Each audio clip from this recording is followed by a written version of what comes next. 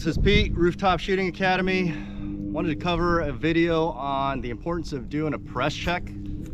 And I want to share a couple techniques that will work either during the daytime or in the evening. It's a very reliable way of ensuring that you have a round chambered and you're carrying condition 1 in your handgun or your rifle.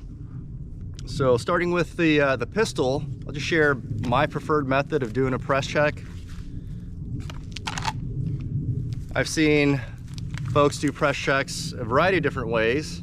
I have some buddies that'll do a press check from up front. They'll come underneath the barrel, squeeze a slide, push to the rear, and look into the chamber. Personally, I like to do my press check up in front of me in this manner, the muzzle pointed up, and I'll pinch the top of the slide with the webbing of my hand.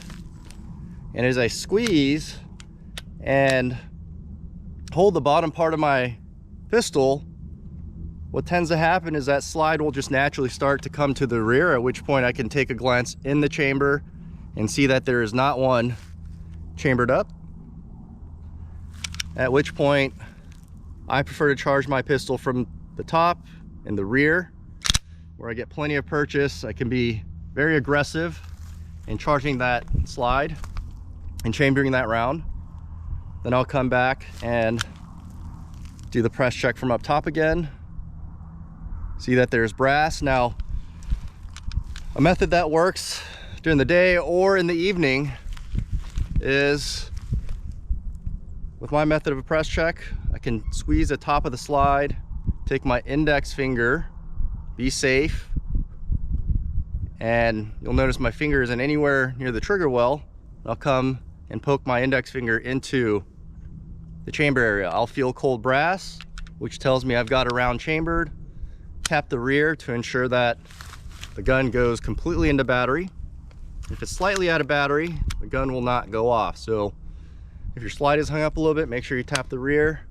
And when I holster up, I will hold the rear of the pistol to prevent an instance where, as I go into the holster, where the slide gets hung up and the gun goes out of battery. So I will use my thumb, hold the rear of the slide, holster up my pistol. Now I know my pistol is in ready condition. And so if I need to draw my handgun, I'll know without a doubt that the gun is going to go off, unless of course I have a bad round in there. Now with my carbine or AR-15, the way I prefer to do a press check, whether it be during the day or the evening, is I'm a righty, so I'll place the stock into my shoulder as if I'm mounting the gun. I reach my non-dominant hand over the front part of the mag well, and if I've got an ambidextrous charging handle, so I can use the bird beak method to gently bring the charging handle to the rear. I'll stick my index finger with my non-dominant hand into the chamber and notice that it is completely empty. I don't feel any brass. At which point, this is my preferred method of charging my AR-15, much like the way I charge my handgun. It's pretty consistent.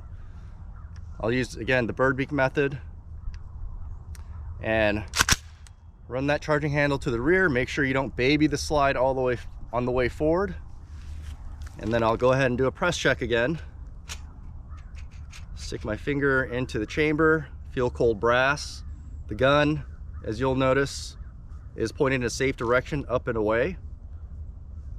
Send the slide home, and then I'll go ahead and press the bolt carrier group to ensure that it's completely seated and in battery.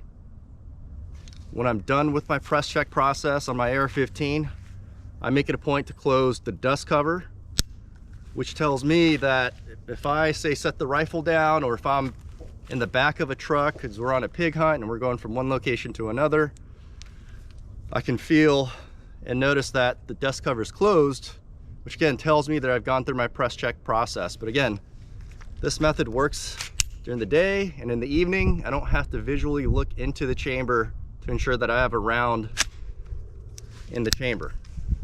So just thought I'd share a couple pointers with regards to press check. I make it a habit to do press check when I step up to the line. I'm about to shoot a drill.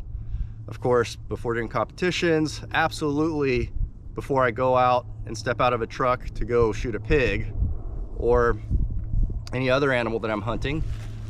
So make it a habit to do your press checks, because really the loudest sound in the world is when you press that trigger, it clicks, it doesn't go off.